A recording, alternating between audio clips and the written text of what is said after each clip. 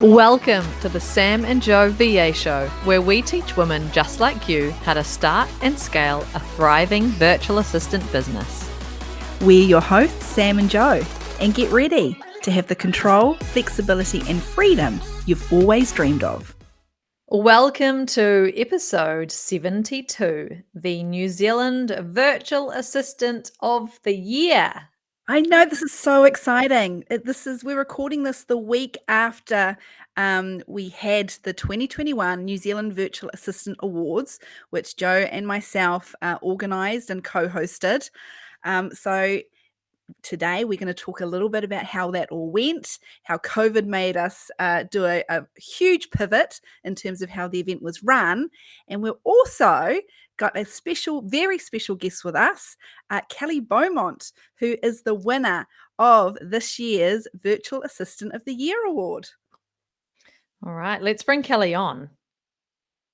Yes. Welcome, Hello. Kellie. Congratulations. Kellie Beaumont from Released, agency owner. You picked up 3 wins on Saturday night. What was it? Best VA Specialty niche, best performing virtual assistant agency, and then the big one, the Virtual Assistant of the Year Award. That's fantastic. Yeah, thank you very much. I'm still a little bit in shock. You're still coming down from that big high, aren't you? It's amazing. You had the best night. Yeah, I think it's going to take a few weeks to sink in. I really do. So let's recap kind of for everyone who's listening or watching and may not know what we're even talking about with the New Zealand Virtual Assistant Awards. Let's kind of recap of where we were going to have it, what our pivot was, and what the night kind of format was. So about a year ago, we decided that hosting an industry awards would be a great idea. I feel like it was your idea, Sam. Yeah, it probably was. Yeah, thanks for saying yes, Joe. What were we thinking?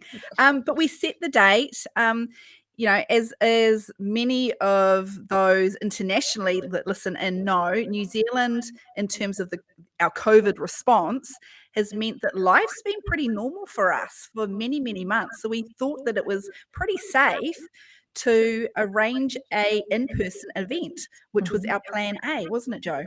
Yeah, and we had 100 guests all booked. Every single thing was organised. Yeah. We had it all ready. And then was it about 3 or 4 weeks before? Actually, how long have you been in lockdown now, Kellie? I think this is week 6. Okay, so it was probably 6 weeks ago that we started to have a couple of Delta variant COVID cases coming into Auckland. And then Sam and I were just like, I was, this event is not going to be able to go on in person. And Sam was like, no, it's going to be fine. It's going to be fine. And we just hung in. And then Auckland went into lockdown. And I was thinking, even if we're in level 2, we're not going to be able to have 100 people in a room. And we're going to have to wear masks and physical distancing. And it's just it's going to take away from that kind of the sparkle and the shine of the event that we wanted it to be. Yeah. So we had to come up with a plan B. Yeah, but you know what? Plan B's rock. We made sure that if we had to do a plan B, we were going to make sure it was the best bloody plan B that anyone has ever seen. I think we nailed that.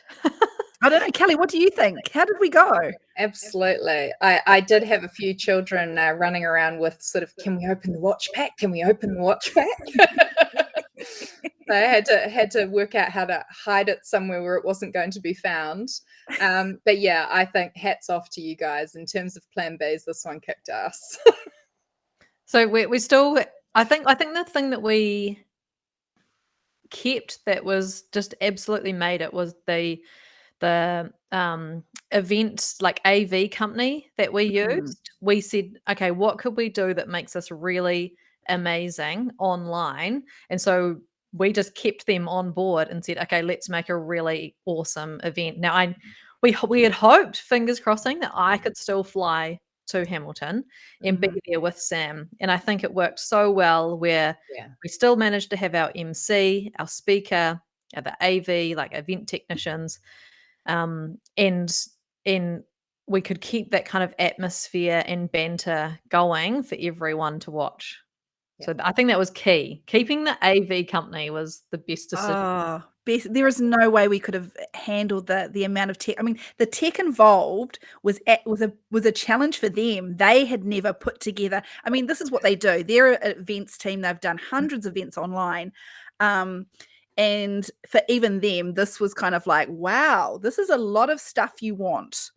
So, yeah, give us a few days to go away and see if we can make that happen for you. So even for them, it was a challenge, but boy, did they step up and they provided us everything that we wanted. So even we were really kind of blown away with the final result. Mm-hmm. I think most associations, organizations,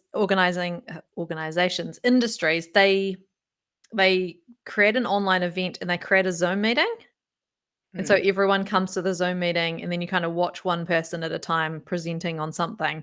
And we did not want it to be like that. So we tried to make it like you were watching an awards show like you would on TV, like the Oscars or something like that. So yeah. Oh, it was so good.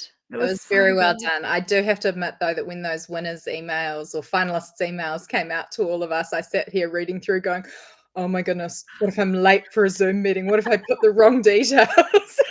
Yeah, there was a lot of information that we had to send out to you guys, and we were really kind of we were aware of that. And it was like, we don't want to overwhelm the finalists and the sponsors too, because they obviously all came on as well through a different Zoom room. Yeah. So there's a lot of pieces that had to come together for each individual category. But we were really concerned that we were going to be overwhelming everybody with the amount of information that they needed to bring on. But we could not give you all that information either. Yeah. No. And I think having Lance in there helped heaps too. Yes. This guiding anchor of, it's all good, guys. You've got this. Yeah, so good. And I think that's important for anyone listening who manages or organizes online events. The comms beforehand of everyone involved and what they need to know is so important. Like really bullet pointed, step by step, exactly what everyone needs to know is absolutely key. Absolutely. Yeah. So Kellie, you did so well. I know we spoke a little bit before we kind of came live on the podcast, and we were both blown away at your composure. It was obviously very emotional, not just your categories that you won, but the ones before and after. I don't think there was a dry eye in the house. So when it came to then you winning and seeing you really emotional each of the 3 times you won, but you managed to pull it together. Like you said what you wanted to say. You acknowledged everyone that you wanted to acknowledge. You stayed so cool and calm throughout. Like I was amazed. I would have just been like, oh, I can't talk. I've learned a few key lessons, I think you could say, over the years when it comes to compartmentalizing. And one of the things that I have learned about myself is that when I don't prepare in advance, it all falls apart. I speak relatively well off the cuff, but I do need to have some form of notes, I guess, guiding principles, ideas. And I think the biggest lesson that I ever learned probably was a couple of years back, and it was my Nana's funeral, and I'd compartmentalized so long that I hadn't actually prepped anything. And then to get up there and to have to speak, and I fell apart. And I was just like, for me going forward, I knew that actually I needed to sit down, I needed to prepare, I needed to write things out. And doing that, I sat down on Saturday after having walked around in circles most of the day going, what if I win something? What if I don't win something? What if I win everything? What if I win nothing? And I think beating myself up a little bit about the fact that I didn't really feel that I was good enough to be in any of the categories, and then going, but you are good enough. You've worked really, really hard for this. And then I thought, actually, the only way I'm going to be able to totally do this well and rock it is to write stuff down. So I sort of wrote out my 4 categories, and I wrote out who I needed to thank in each of them, so that I knew that if I won anything, I had those notes there to be able to deep breath and actually say what I wanted to say. Because to me, that's always really important. There's so many people that have been so integral to various parts of my journey, and thanking them is a really important thing for me. Yeah. Oh, you did so well. And I know it was definitely we had lots of hubby appearances on the night, which was so cute. And I have to say, and I know you will agree with me, Joe. Leia was the winner of the first award, the best VA newcomer. And I lost it when her husband and eldest daughter came into the room to congratulate her. I don't know what it was about that moment, but I was like, I need a tissue. This is just Very beautiful. special. He was so excited for her, and he didn't care about like what he looked like on the camera or whether he was interrupting. He just came in full emotion, just so proud of her. Yeah. Oh, I feel teary like even thinking about I it. know. That was it, wasn't it? It was just the enthusiasm, the way he just like stormed through. He just couldn't wait to congratulate her. Yeah. I mean, it's so romantic. It was gorgeous. And we even got to see your husband as well. You brought him on reluctantly. The funniest part was when I was on mute in the Zoom room while they're waiting for the announcements and things. He's sitting there in the background watching the rugby on his phone. And then the winner is announced and he lets out this absolute war whoop of a scream. And I was like, I think you're more excited than I am right now. But yeah. Was he whooping about the rugby or you No, he was whooping about the fact that we'd won. Oh. It was gorgeous. But we've been together a really long time. We got married really, really young. I was 20, so we've been together nearly 18 years now. And so he's the rockin' behind me. He really is. He's the guy that kind of goes, you can do this, but he's also the one that says, you need to do this better and you need to do this differently. And I think we can do this. And he's always got a million ideas. And it's normally me reining him in and going, just hold on, we need to get the systems and the processes in place before we tackle things like that. But no, he's always challenging me to, take that next step. I do have to rein in the ideas a lot though. So let's talk about that. What kind of part does he play in the business? So his background is engineering. He's a senior geotech engineer and he manages a team of, maybe 40 odd people between two offices in Auckland and Christchurch. So he's the guy that I go to pick about HR, to pick about the big leadership decisions, the spreadsheets. I really do not like Excel. He's the guy that comes and fixes my formulas and makes things add up and things like that. And we have this saying in our house where if one of the others suggests something in, I guess, the other person's niche, the other person is allowed to say, thank you very much for your ideas, but I'm respectfully choosing to disregard them this time. What a good idea. We do use that quite regularly because at the end of the day, while technically he's a 50% owner of Released, I'm the one that I guess has the skin in the game most of the time. So I tend to consult on the big picture things, the direction, the budgets, the gut feelings, those types of things. But at the end of the day, most of the time, the final crunch comes down to whether it sits well with me. But I do tend to pick his brain for those tricky questions, particularly when it comes to employment, team leadership, and spreadsheets. So, Kellie, you're an ex-teacher, aren't you? I am. I'm a fully trained and qualified primary school teacher. So tell us, how did you go from teaching to VAing? Well, it's a really hilarious story because I left high school and I was adamant I didn't want to be a teacher. There were teachers right through my family. My part-time jobs were all teaching. I coached gymnastics. I taught art classes. I knew how I had a teaching gift, if you like, on my life, but I was absolutely adamant I wasn't going down that route. And I decided I wanted to become a journalist. And so I got into a communications degree. I did my first year and really enjoyed it. Picked up a journalism paper and a creative writing paper in the second year and hated it with an absolute passion. Particularly the part about journalism where you had to go and just interview random strangers. Like I just found that was just not my cup of tea at all. And so I actually went into advertising in my third year, and very much felt like a second-class citizen. There were some amazing people in that group.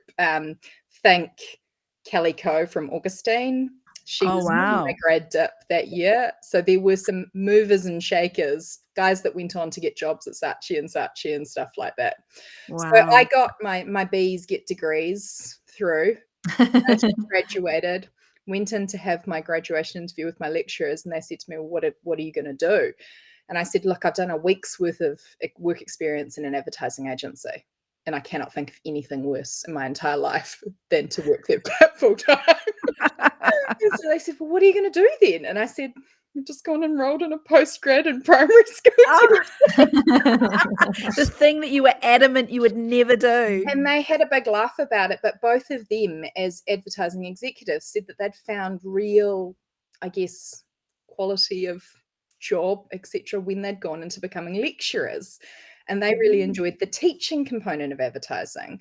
And the funny part was I went and did my postgrad and pretty much finished the year with straight A's and went, yeah, okay, fine. Okay, I'm good at this. Yeah. So I went and I taught for 4 years, and I loved it. I was super organized. I loved teaching. I put 110% into that classroom, but I knew that once my oldest son was born, I couldn't do both. And I thought it's either going to be mum or it's going to be a teacher, but either way, someone loses, and it's going to either be my child or it's going to be the kids in my class, because I was working 60, 70 hours a week when I was teaching, and I just thought, I can't do that with a newborn. Yeah. So I walked into the deputy principal's office, I think midway through the year of my year of maternity leave, with a big smile on my face, and she said, you're not coming back, are you? Oh. Here's my resignation, see you later. And so I had 4 years where I had my 2 little ones at home, so Alex and Eva, who are now 11 and 9. And I joined Play Centre, and I absolutely loved Play Centre. I took my kids, and they had an absolutely wonderful time. And about, I think after Eva was born, our treasurer put up her hand and said, I need someone to help me do the books. And I went, I've got a bit of spare time, brain's starting to feel a little bit sleepy, I could do this. And so she gave me a crash course in how to use Xero. And I went, oh, I really like this program. It's really detailed and everything lines up, and I get to match stuff up, and it's exciting.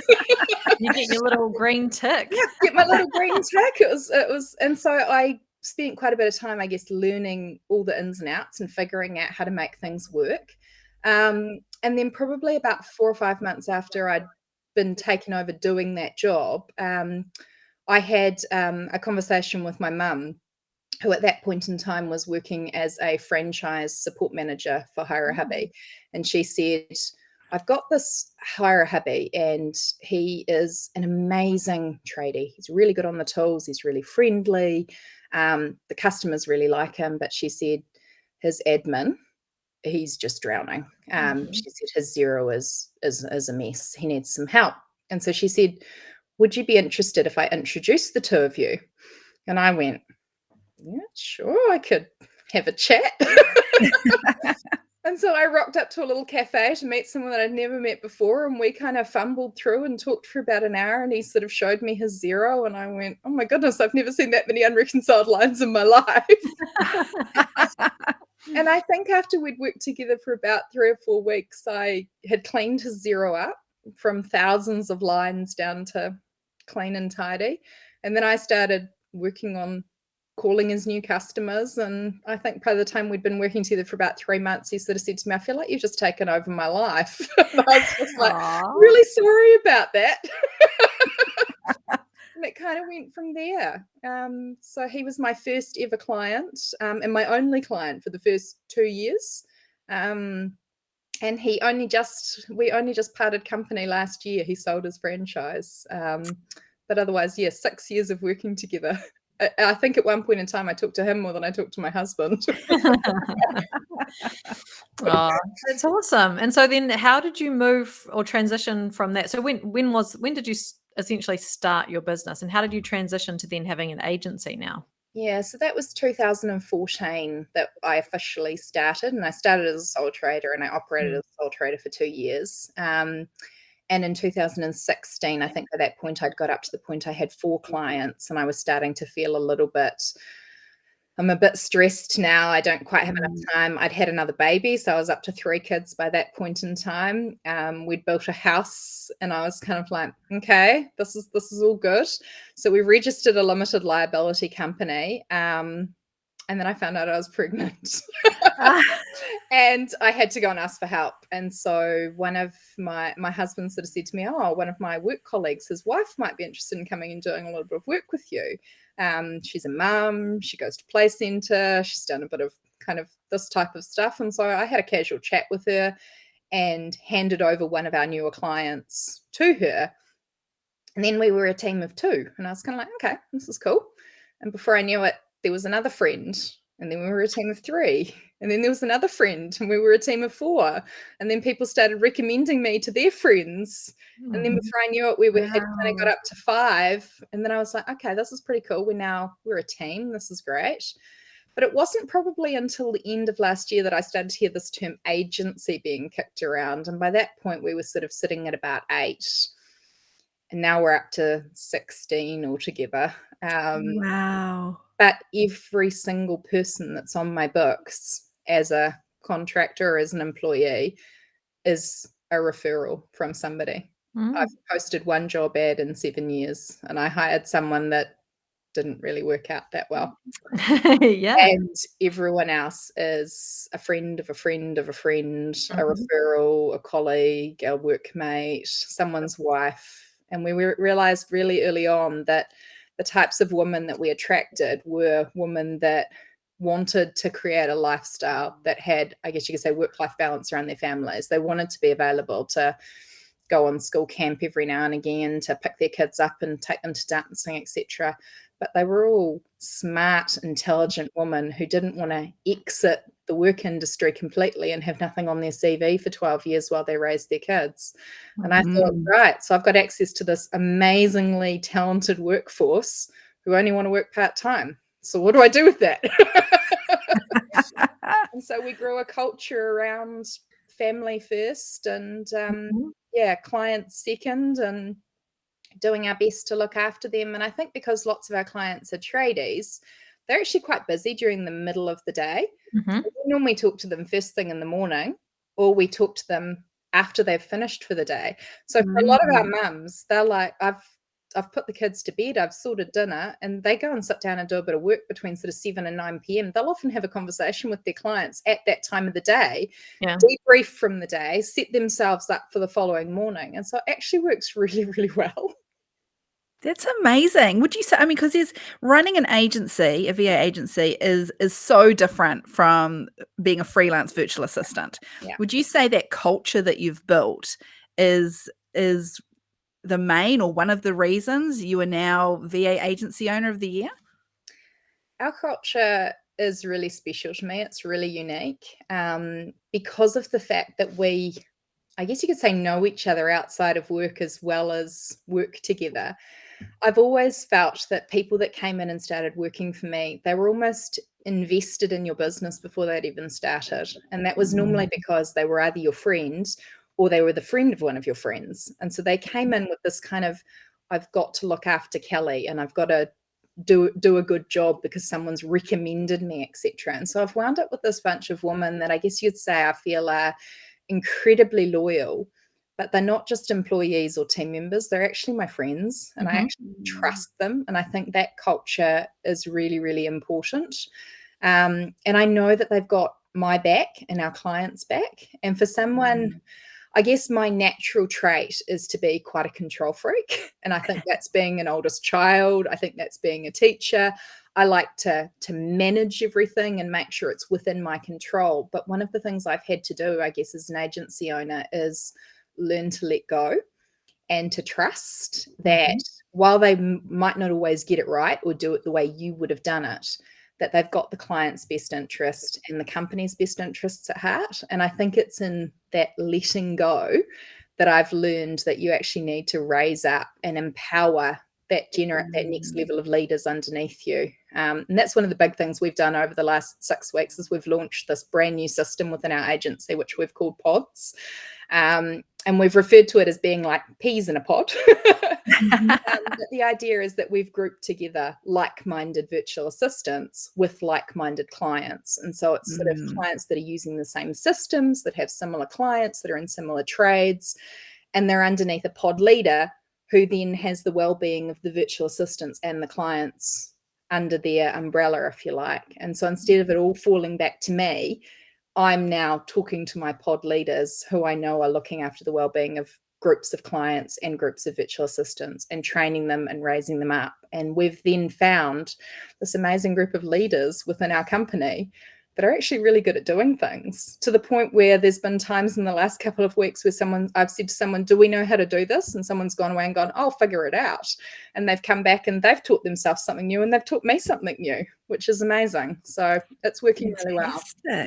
Kellie, you just hearing you talk about that, it really sounds like you have just taken your business to the next level, and you've also stepped up as the next kind of level as well. Because like you say, like as agency owners, we can't do everything. And so we have to delegate this kind of management and trust to other people. So Absolutely. Very, very cool.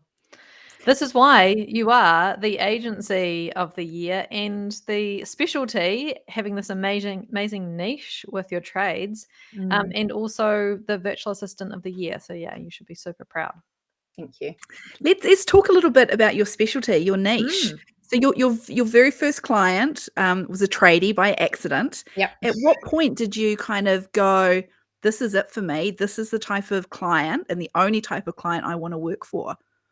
Yeah, so we worked pretty exclusively, I guess you could say, within one franchise system for probably the first 3 or 4 years. Most of our clients were franchisees from within the Hire a Hubby network, and we learned their systems. We got really proficient at the job management software they use, their ways of doing things. We had a good relationship with their head office, so I guess we could get access to back-end information, which helped us to be able to do our jobs better.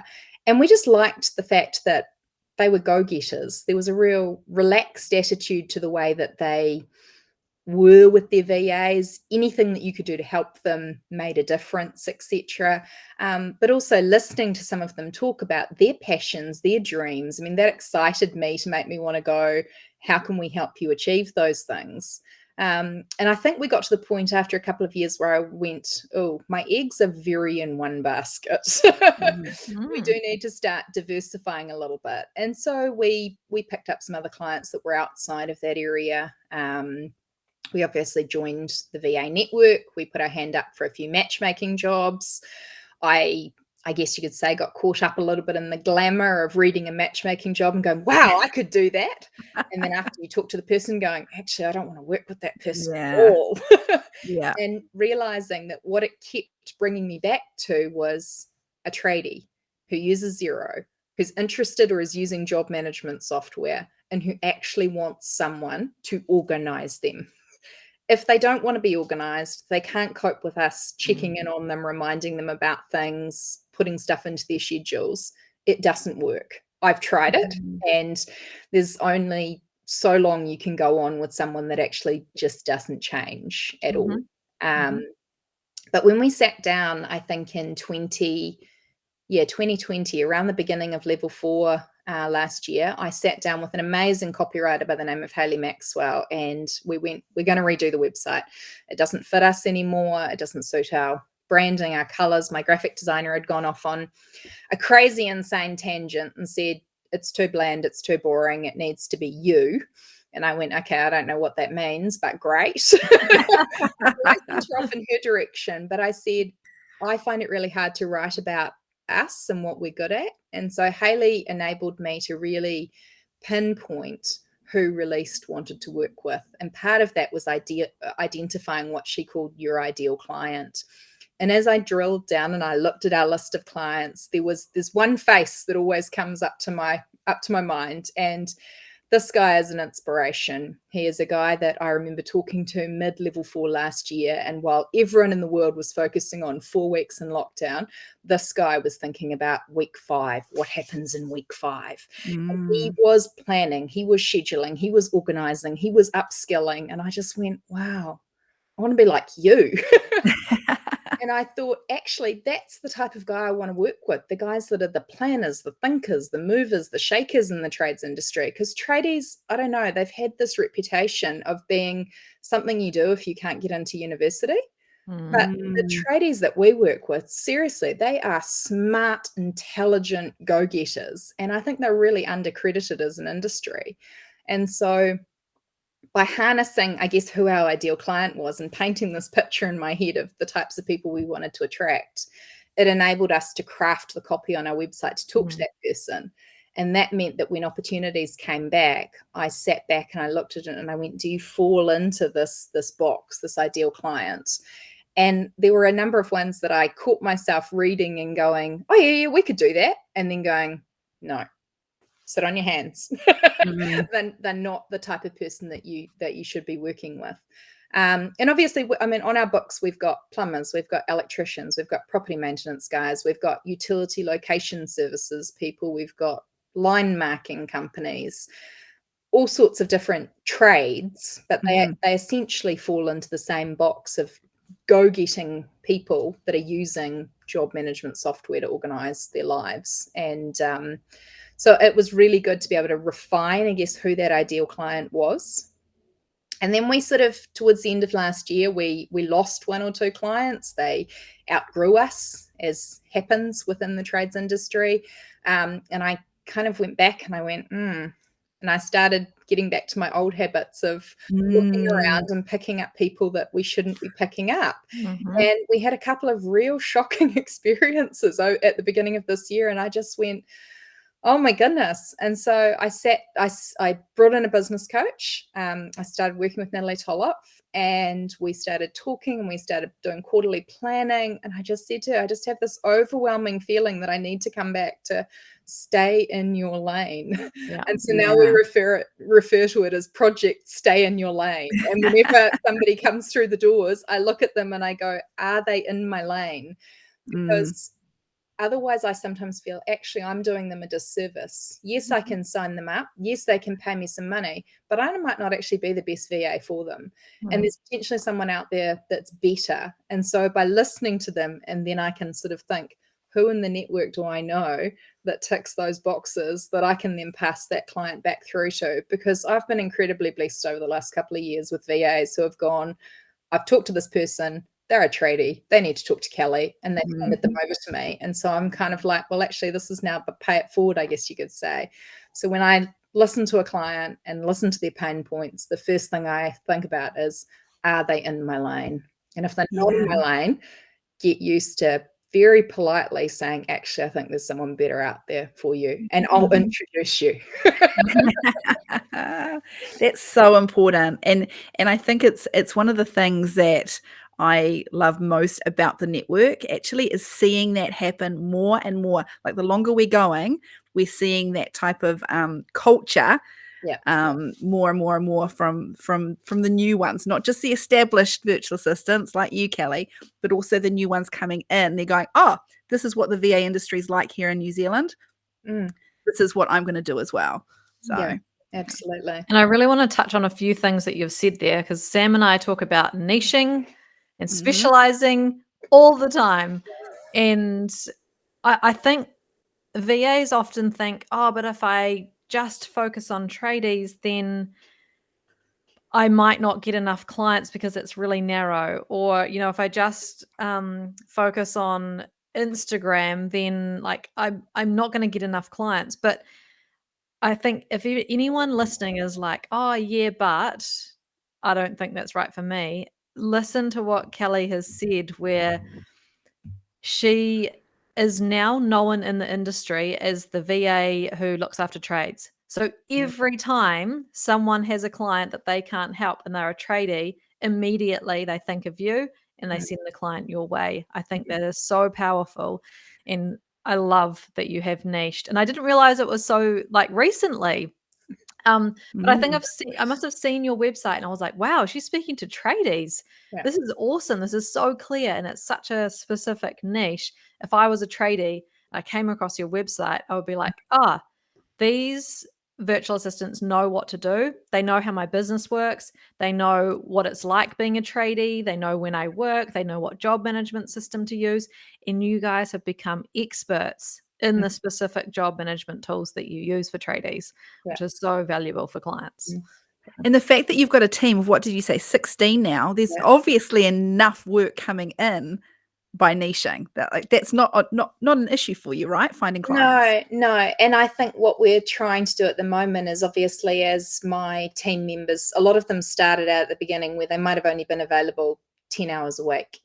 And now as their kids are getting older and going to school and things like that, they're now more available 25, 30 hours a week, which is brilliant, because it means that instead of having to go and find new staff members, I've got people that are already loyal to me that know my systems, and all I'm doing is just growing their workload. And by going back to these pod systems, we've been able to now go, I've got this team member.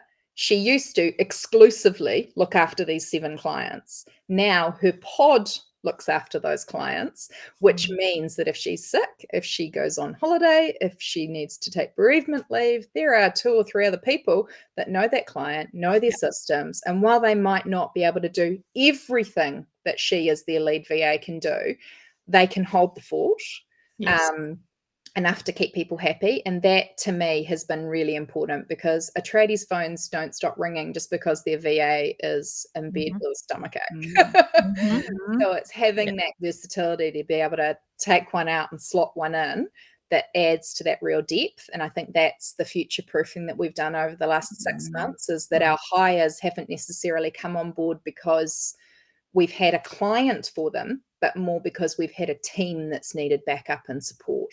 And that's worked really, really well. And also too, I mean, I've been working really hard to clear my workload. My goal is that by the end of 2021, I'm virtually not doing any client facing work at all, that my role is going to be sales and team culture, because those are the 2 things that I love doing. I love talking to a brand new potential client, hearing about their pain points, thinking about solutions, thinking about software, looking big picture, creative problem solving. That's me to a T.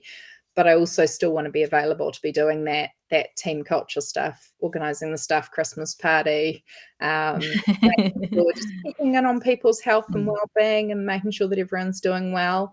And so I've had to learn to let go of things. I had to learn to let go of my invoicing earlier this year.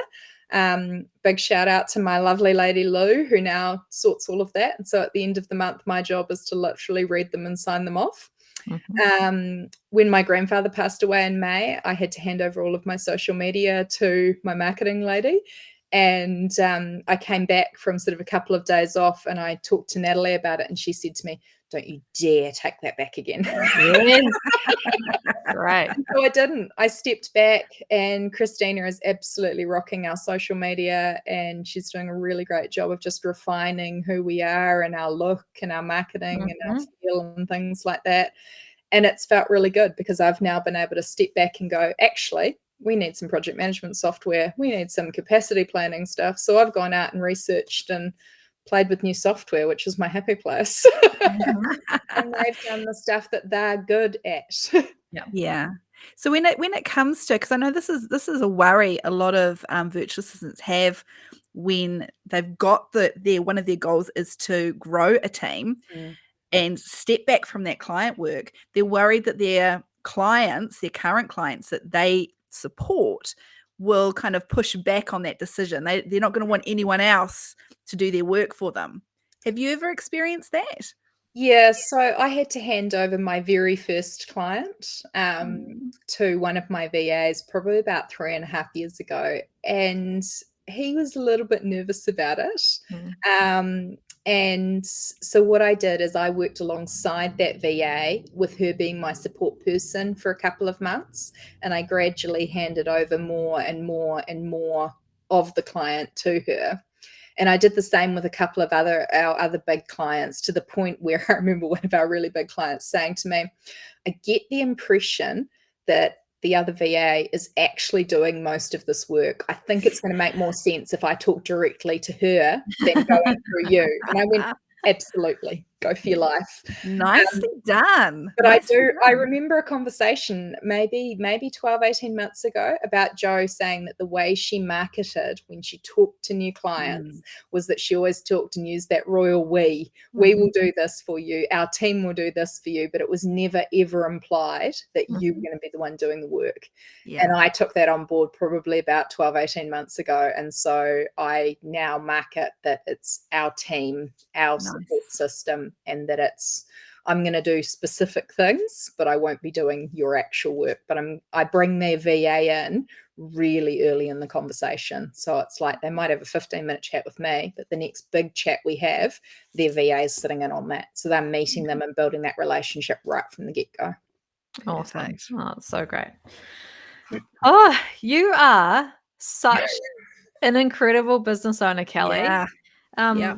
Just listening to you and talk about the level that you're at in terms of leading your team, it's very, very, very inspiring for many virtual assistants who are listening. I can see and hear lots of nodding when you were talking, and yeah, very inspirational.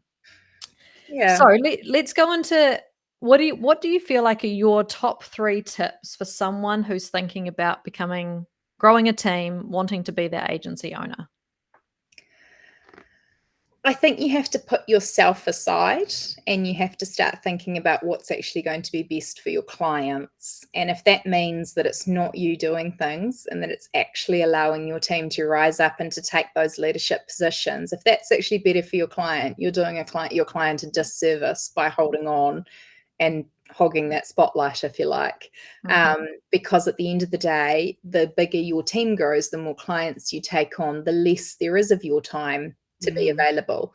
And I think also too, I didn't want to be a completely absent mother. So I've had to weigh up between the time I devote to my clients to the time that I devote to my kids, and making sure that there's enough of me to go around. I don't want them to sit back and remember their childhood as mum was always in front of the computer or on the phone. That's not what it needs to be. And so I guess learning to, think about what's best for the client. And if what's best for the client is you bringing on board a team member, training them thoroughly and letting those two build a relationship, then you have to go for it.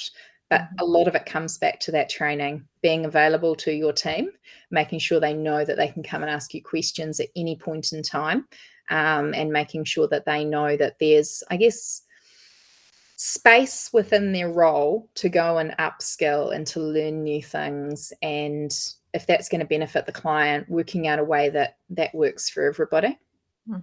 I think training's a really important thing, and I'm really passionate about making sure that my team members feel that they have the ability to upskill and to learn new things and to take that as a challenge. And it's something we talk about in their 3-monthly goal setting is, what are you working on? What's your new things that you want to be learning? Because I think that to keep our brains active, always need to be learning new things. And if by setting them in stone, it's written on paper, guys, I've got it here, I can now check back in with them and have a conversation. So how's that going?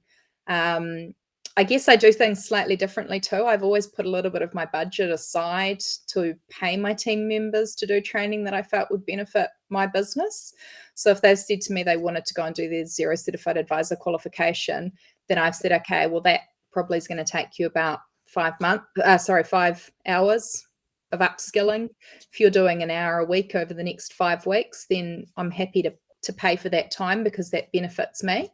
And the same with it's probably about 10 different pieces of job management software that we're using for tradies and things like that. And you don't learn how to run something like Fergus or SimPro overnight. And so making sure that they know that if they're going away and spending an hour or so a week learning something new, learning some new part of the puzzle, how to build a form in ServiceMate or something like that, if they know that I'm prepared to pay them for their time, to me that shows them that I value what they're learning and how that contributes to my business.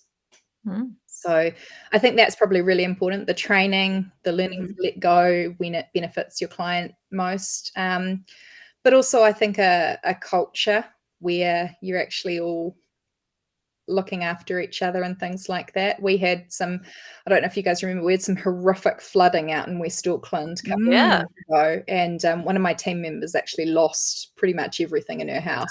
Oh, wow. Oh no. Tie and water, etc.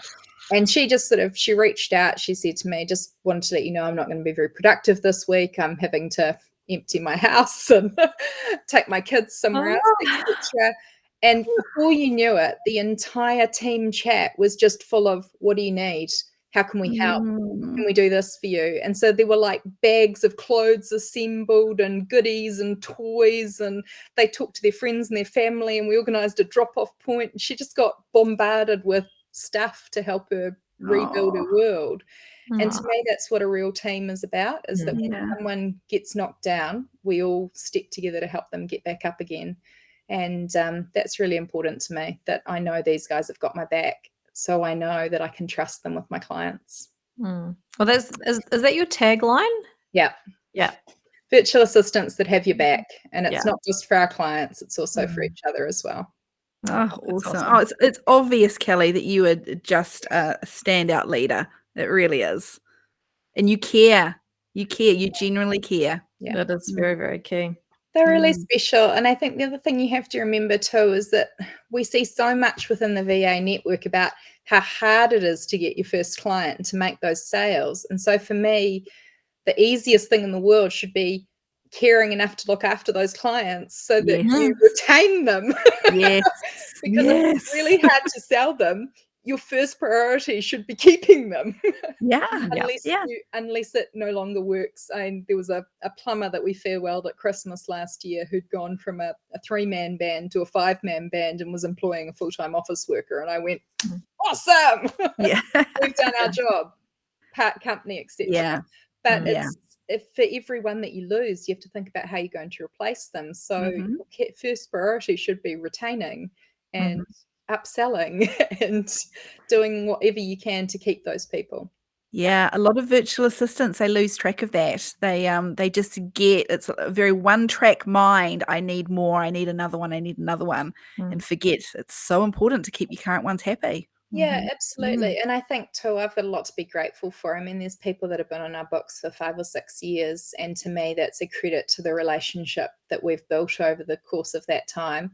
Maybe it's the fact that I send them a Christmas present each year or something like that. I don't know, but I think it's really important to be generous with your time, to make sure that you always take the time wherever possible to answer a client's phone call, to have a chat with them, to check in on them, to know those little details like how old their kids are and what they're getting up to at school and those types of things, because that builds that relationship. And when there's a relationship between your company and their company, then I think you can actually start to really impact and change the way that they do business and things like that. Whereas I think if you're just brought in on the side and you're just that piece in the background that does some stuff and there's no relationship, it's really hard to actually be able to shape and streamline systems to make them better for a company.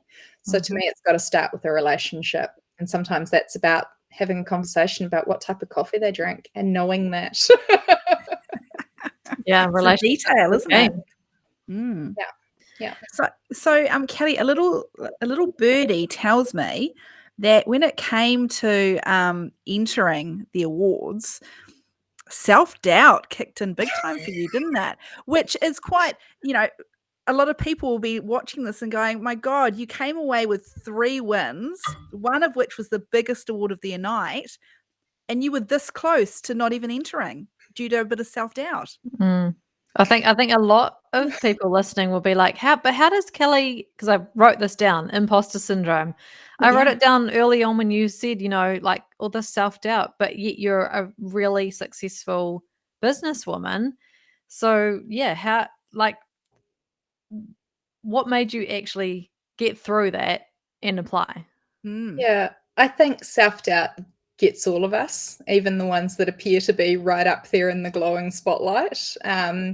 It's this, unfortunately, vicious little thing that kicks in and tells you that you're not quite good enough. And I think you really need to just jump on it and go, actually, I have worked damn hard and I deserve to give this a crack. And I really wanted to enter the niche one. That was my passion. I thought, actually, we do own this trade space. I thought this one here, I should at least make the finals, etc.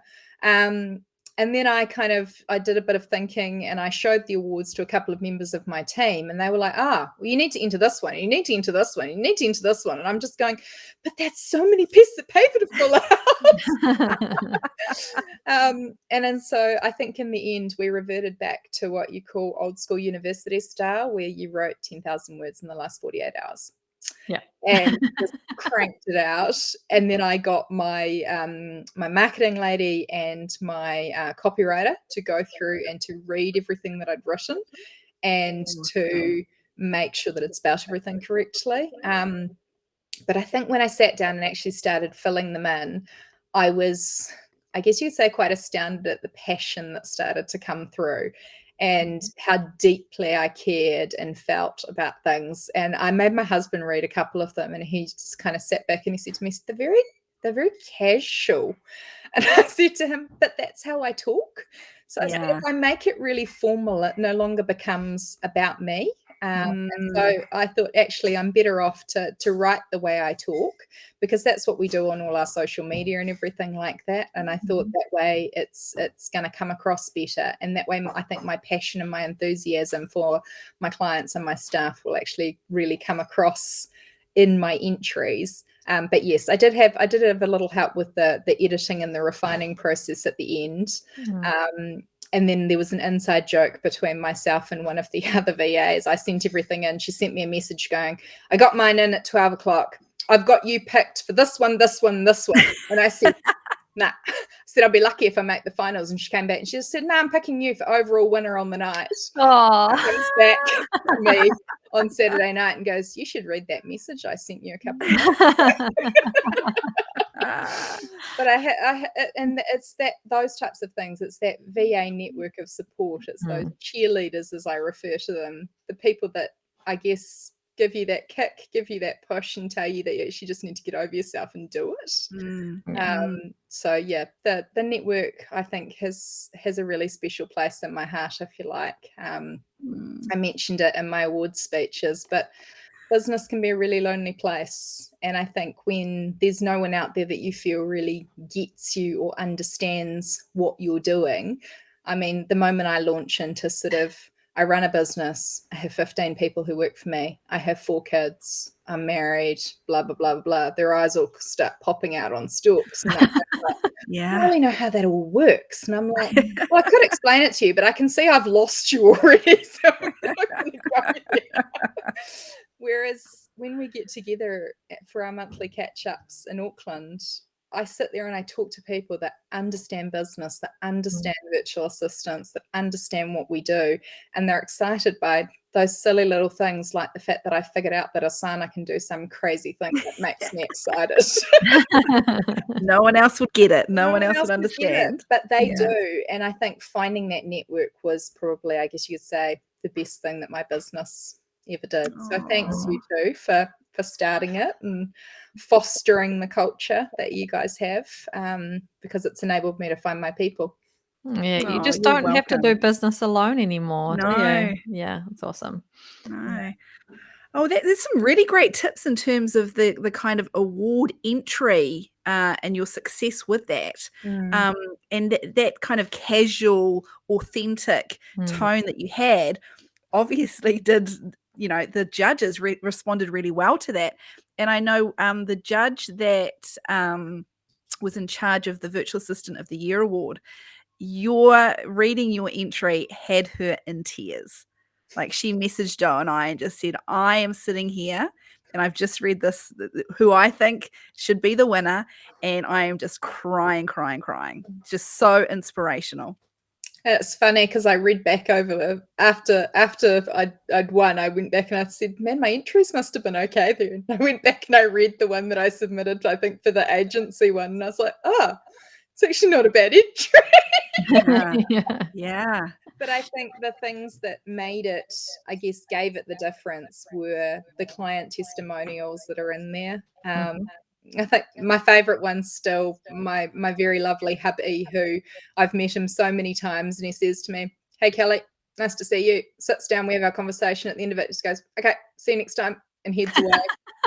He won some awards earlier this year, and after he won, I think, his 3rd award for the night, which was the franchisee of the year, he comes up to me and he gives me this great big hug and said, I couldn't have done it without your team. And I was just like, this guy has never even shaken my hand.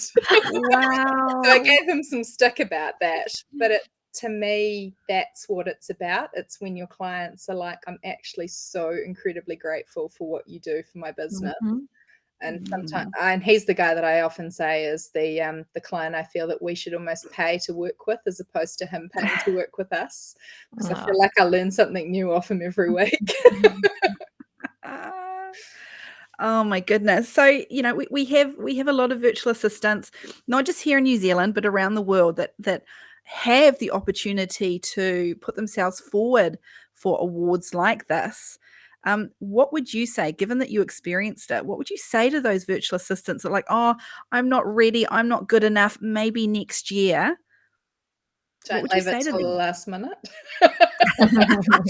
No, actually download them, read them through, because I think you'll actually be surprised how much content you've got to go in each of those categories straight off the bat. And I mean, the caliber of people that we were up against this year. I mean, I found myself sitting in these Zoom rooms staring at the faces of people that you were finalists with, going, you guys are all so awesome. And you couldn't talk to each other, could you? You were all on mute. All on mute, which was really weird. That would have been strange. There was a reason for that, just in case we couldn't have voices come through in the comings and goings, but that would have been very, very strange. Yeah.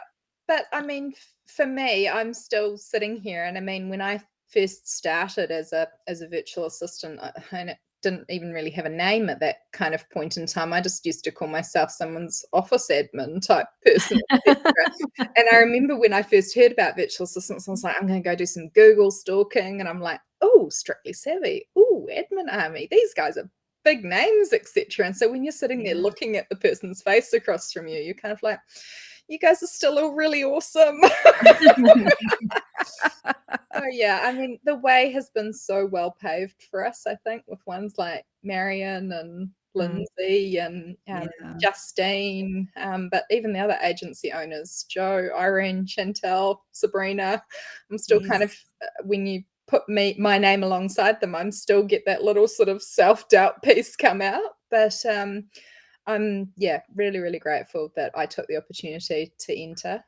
Yes, it was an awful lot of hard work at the time, but I think it helped us to really clarify who we are and what we wanted to achieve, because there's nothing like having to answer a whole lot of questions about your business to make you think, why do I actually do this the way I do it? So it was a really good process. And so from there, we've, I guess you could say, looked at our offerings, pared back in a few areas, extended in a couple of other areas, looked at our team structure, thought about how we can change things, reshape things, do things differently, so that when I enter next year, I've got something to show. This is what I've put in place as a result of what I've learned. Yeah. Awesome. Absolutely awesome. So what do you think these wins are going to do for your business, or what do they mean to you? Well, obviously it's more than just a gold shiny badge that you can put on your website, although I have to say it did feel really good putting it on the website. To me, it's not that I needed validation of who we are and what we do. Like, I know that we do a really good job for our clients, but it was kind of like someone else has recognized that as well, which is really amazing in terms of the empowering feeling that gives you to be able to go and say to a prospective client that we're actually an award-winning virtual assistant agency. I can't even begin to imagine what that's going to do for ourselves. But I think also too, in our business group last week, I remember Natalie saying to one of the other ladies who started giving herself this title of award-winning, because she's amazing at what she does and she's won some awards, and she said owning that title is actually a really good thing to learn to do. So own that title, the fact that you're an award winner, and now you can take that and work out what's next for you and your dreams. And so for me, it's now going to be sitting down, planning out what the next year looks like. Where do we want to grow? Where do we want to change things, do things better, do things differently? What processes do we want to refine? I've gone through and I've adjusted our proposals now to reflect our new kind of team structure and things like that. But yeah, I hope it says award winning on there too in your proposal. Yeah. Yeah. Good. Yeah, no, it's got a fancy gold badge on the bottom of it now, which is really exciting. But I think within the trades industry, obviously the trades industry has its own sets of awards and things like that. And so to be able to say you're an award-winning VA agency who exclusively deals with trades, to me, that's the best foundation that you can now go forward and talk to a tradie on, because it's what a platform to start from. So I feel a little bit like the world is my oyster. And I've been incredibly humbled with the fact that some of our clients have done some big shout outs for us, which to me is really amazing. And so now it's kind of like all these new eyeballs that have never seen or heard of you are now going to have a chance just to have a little look at what you do and how you might be able to help them. But on the back of that, being prepared for the fact that I am sure there's going to be an awful lot of people that are going to start emailing me their CVs. I've already had one come through. Yes. And potentially there's also going to be a stack of new people that say that we want to come and work with you, which brings us back to project stay in your lane. Yeah, absolutely. And being able to look at those clients and go, am I the best fit for you, or do I need to pass you on to one of our other amazing award-winning people? Nice. Oh so my gosh, I can't wait to sit down. I think we're gonna have to sit down with Kellie again, Jo, in like 12 months time and just see what these wins have done to, the impact on your business, because it's obvious that you're successful anyway, but just be really interesting to see how much higher it's catapulted because of it, because of becoming an award-winning VA. Yeah. Well, I'd quite like to, I think on my sort of, I guess you'd say future list, I'd quite like to do some trade shows. Like to try and get in with sort of the plumbing industry or the electricians industry and get into some of their trade shows. I'd obviously like to learn some more job management software. I'm sure there's some out there that I haven't discovered yet. I think probably also we will probably grow our team. I think there'll be a few more people that come in and join us and things like that. But I think also I want to take the time to actually go back through and look at all of our current clients and be like, are we doing the best we possibly can for each of you? Are there things we can tweak, adjust, tighten up, do better? Because when you put the word award-winning in front of you, that comes with, I guess, a level of expectation as well. Yes. And knowing that you need to now live up to that hype is a really good time to, I guess, self-evaluate. What is the purpose that we have these systems? Are they the best systems they could be? What can we refine? What can we tweak? What can we change? What can we do better? Because it's always got to be about what can you do better. Oh my goodness, the fact that you've even you're thinking about that is, once again, it's testament to what an amazing businesswoman you are. Because I don't think everyone would, especially while you're still on that high, because it was only a couple of nights ago. So well done. It's very easy for complacency to set in, and complacency is when you lose clients, and I don't like losing clients. It's one of the things that is a little bit of a bugbear for me. And so when I have someone that sends me an email that says they've decided to go in a different direction, I'm always like, what did we do wrong? And so the first thing that kicks in is kind of like, right, let's go, let's analyze, let's strip it all back, let's pull it apart. Where did we? And I think part of that is being a good business owner, because you do need to self-evaluate. You do need to critically analyze. You do need to look at what you could have done better. But sometimes you also need to accept the fact that there will be clients that just go and there's absolutely nothing you could have done about it, and not to beat yourself up for that. Yeah, 100%. So I've got a question for you, Kellie. Jo and I, after the awards finished on Saturday night, we both went home and rewatched it. and then I rewatched it the next day as well. Did you do the same, Kellie? I went and finished my last glass of champagne and then said to my husband, I think I'm just going to go and hide in our bedroom for a couple of hours and just try and come back down to earth again. So I went and watched some mindless television and then went to bed and woke up at 4 a.m. and my head is going round and round and round in circles going, did I remember to thank everybody? Did my speeches make sense? But no, the following day I followed that up by going and rewatching the awards where the finalists were announced, because I couldn't see my reactions in obviously what you guys were seeing. And so I was kind of like, oh, when I kind of won, what did I look like? What did I sound like? Sounds really vain.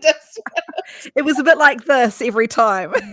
Yeah, absolutely. But I listened back and I was kind of like, oh, actually did make sense. But I think the other thing that was cool too was being able to watch back and see the other people, like the MC's reaction and your reactions to when people won and things like that. That was really special. And just going back through the bits that you felt you'd missed, that had glossed over. I think I spent probably the last 10 minutes while you two were debriefing and talking at the end and having your kind of wrap up comments. I spent that time dancing around the lounge. So I'll watch that again. Oh, that's awesome. It's so cool. And anyone that's listening, if you missed it or you want to catch a replay of it, then it's available over on our YouTube channel, isn't it, Jo? It is, and we'll put a link down in the show notes below. So you can go and join in on all the fun and see Kellie accepting her amazing awards. So thank you so much, Kellie, for joining us today. And I feel like we just had a bit of a deep dive into you as a businesswoman and how you run your agency. And I know that there are going to be some real gems in there for lots of virtual assistants who are listening, and huge inspiration for those who are wanting to be an agency owner. You've done amazing. My pleasure. And like I've said to many of the others within our network, if you just want to ask a question, please send me a message, send me an email. I'm all about raising and empowering. So if there's something I can do to help someone else, then I'm more than happy to do that, because there's been people that have done it for me. Oh, that's awesome. Once again, Kellie, congratulations. Thank you. Virtual Assistant of the Year for 2021. And hopefully we'll see you back next year. We've already got the dates for next year's awards. Saturday, 24th of September in Hamilton, because it will be in person next year. Yes, 100%. I'll have to start researching shoes now. Right. Thank you so much, Kellie, for joining us. Awesome. Thank you. Thanks for listening to this episode of the Sam and Jo VA Show. If you'd like to find out more, head to the VA Foundry website to check out the Members Club and the amazing resources, training and coaching. You can find us at thevafoundry.com.